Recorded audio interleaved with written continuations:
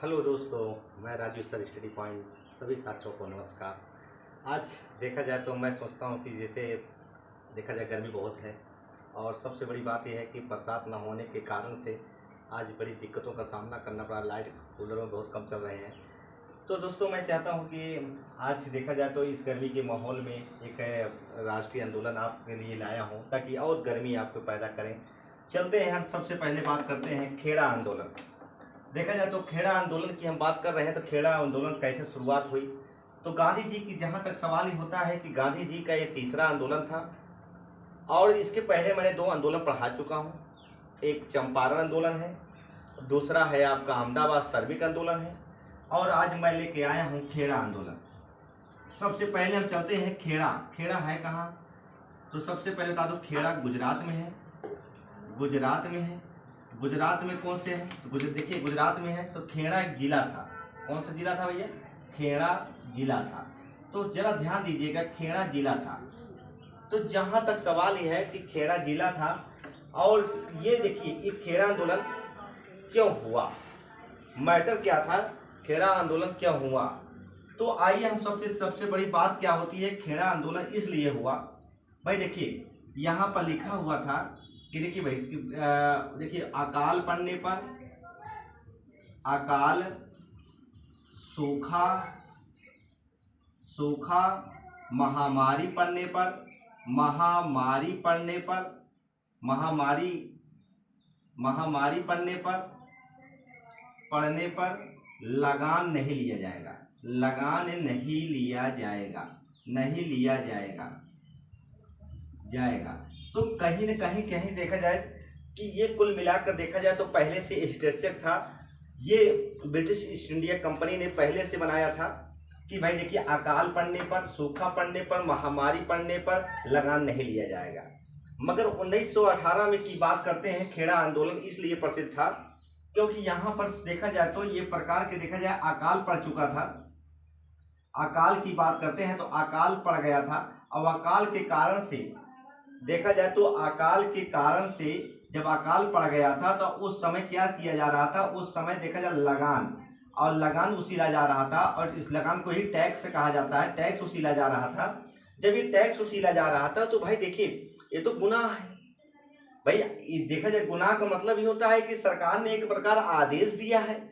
आदेश क्या दिया है कि भाई देखिए सूखा पड़ने पर, महामारी पड़ने पर और अकाल पड़ने पर तो नहीं लगा लिया जाएगा। मगर दोस्तों ये बता दूं आपको 1918 में खेड़ा के आंदोलन क्यों हुआ, यही कारण से हुआ। नहीं क्या जरूरत थी आंदोलन करने की?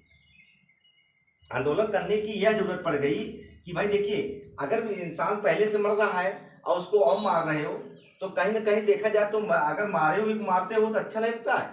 तो कहीं ना कहीं देखा जाए गरीबी बेचारा खुद जूझ रहा है और गरीबी बढ़ती जा रही है, उसमें आप लगान ले रहे हो, टैक्स ले रहे हो, तो इंसान क्या करेगा?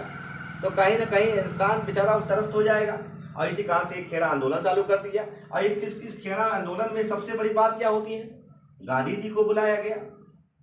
गांधी जी को बुलाया गया और जानते हैं ये सबसे बड़ी बात क्या होती है, गांधी जी को बुलाया गया और इन्होंने देखा जाए तो गांधी जी आए, इन्होंने कहा देखिए भाई आप लगान लीजिए, मैं तो मना नहीं कर रहा हूं। भाई लगान किससे लिया जाएगा? भैया देखिए गांधी जी कहते बहुत साफ शब्दों में कह देते हैं। गांधी जी कहते हैं कि आप लगनवा लीजिए, कोनो दिक्कत नहीं है, आप लगनवा उससे लीजिए जिसकी फसल अच्छी हो। भाई फसल अच्छी है तो उससे आप लगान लीजिए। अगर जिसकी फसलें ही खराब है उससे क्या लगान लेते हैं? तो ये तो आप अन्याय कर रहे हैं। तो गांधी जी कहना बिल्कुल उचित है। तो सरकार को लगा ये कहीं ना कहीं सही बात है, गांधी सही कह रहे हैं। भाई जिसकी फसल अच्छी है आप लगान लेने में हम मना नहीं कर रहे हैं, आप नहीं मतलब मत लीजिए, आप लीजिए, मगर किससे लीजिए? आप उससे लीजिए जिसकी फसल पहले से क्या है, अच्छी है। तो ये मसला है। तो गांधी जी की बात अंग्रेज मान गए और जिसके कारण से अंग्रेज मान गए और जिसके कारण से क्या हो जाता है, जिसके कारण से लगान क्या कर दिया जाता है, लगान को माफ कर दिया जाता है, माफ कर दिया जाता है। तो कहीं ना कहीं देखा किया जाता है, कहीं ना कहीं देखा जाए तो गांधी जी का बहुत बड़ा योगदान था इसमें। भाई लगान को माफ करा दिया गांधी जी ने, ये सबसे बड़ी बात होती है। तो कहीं ना कहीं यहाँ पर गांधी जी एक बार फिर हीरो बन जाते हैं। इसको आप नोट कर लीजिए फ्लैग। चलते हैं दोस्तों, हम बात करते हैं। तो देखा जाए तो इसके बाद एक आंदोलन आता है रोलटेक। तो सबसे बड़ी बात क्या होती है, गांधी जी की हम बात करते हैं तो जरा ध्यान दीजिएगा कि गांधी जी ने जब ये सर्वप्रथम भारत स्वदेश वापस हुए तो उस समय इन्होंने देखा जाए तो उस समय देखा जाए तो 1914 और से 1918 के बीच में और 18 के बीच में क्या हुआ था, प्रथम विश्व युद्ध चालू हुआ था। और इस प्रथम विश्व युद्ध में सबसे बड़ी मजेदार बात है, इस प्रथम विश्व युद्ध में गांधी जी ने क्या किया था, गांधी जी ने अंग्रेजों की क्या कर दिया था भाई, गांधी जी ने अंग्रेजों की मदद किया था। तो कहीं ना कहीं देखा जाए तो जब गांधी जी को मदद किया था, मदद करने का मतलब क्या होता है, यहाँ पर 16 से 20 लाख सैनिक किसको दे दिया था, 16 से 20 लाख सैनिक किसको दे दिया था, अंग्रेजों को दे दिया था। और जिससे कारण से क्या हुआ, इसमें एक समझौता हुआ था अंग्रेजों के बीच में, गांधी जी के बीच में। वो समझौता क्या था, वो समझौता यह था भैया कि जानते हैं, इसमें कहा गया कि देखिए, इसमें ये कहा गया ये तुम मुझे सैनिक दे दो, उसके बदले मैं तुमको स्वशासन दूंगा। क्या दूंगा बच्चा, स्वशासन। तो कहीं ना कहीं देखा जाए गांधी ने सोचा ये तो बहुत बढ़िया फार्मूला है। और सबसे बड़ी बात क्या है कि इस फार्मूले में सबसे बड़ा ये है कि कम से कम हमको ये स्वशासन मिल जा रहा है। और ये इन्होंने ऐसा बुद्धि लगाया। और किसके कारण से क्या हुआ, अब इसी बीच में जानते हैं, इसी बीच में दिक्कत कहां से आ गई, कुछ लोग अंग्रेजों ने 16 से 20 लाख सैनिक देने के कारण से अब यहाँ पे भारत वालों ने, कुछ जनता जानते हैं कि कोई अगर देखा जाए तो कहीं ना कहीं गांधी जी ने गलती किया पर जनता को नहीं बताया। अब यहाँ तक देखा जाए जनता ने कहने लगी ये अंग्रेजों का दलाल है। पहला नंबर अंग्रेजों का दलाल बना दिया, चलो भाई डी के दलाल बना दिया। और कहते हैं अंग्रेजों का मतलब कनेक्ट किया है, ये अंग्रेजों का मतलब कि हित चाहता है। तो गांधी जी को बर्दाश्त नहीं हुआ, कहते हैं इधर आइए, मैं कोई अंग्रेज का दलाल नहीं हूँ, मैंने इनके साथ एक समझौता किया, तुम जानते हैं इसके समझौता कनेक्ट किया हूँ। कनेक्ट मतलब क्या है कि मैंने ये कनेक्ट किया हूँ कि तुम मुझे सैनिक दो, मैं तुम्हें क्या देंगे, स्वशासन देंगे, ये मैटर है। अच्छा ये मैटर है, तो पहले क्यों नहीं बताएं, कहें मेरी बात सुनो तो ना तुम लोग। तो जनता तो आधा पागल होती है, जनता समझती नहीं है कोई चीज की।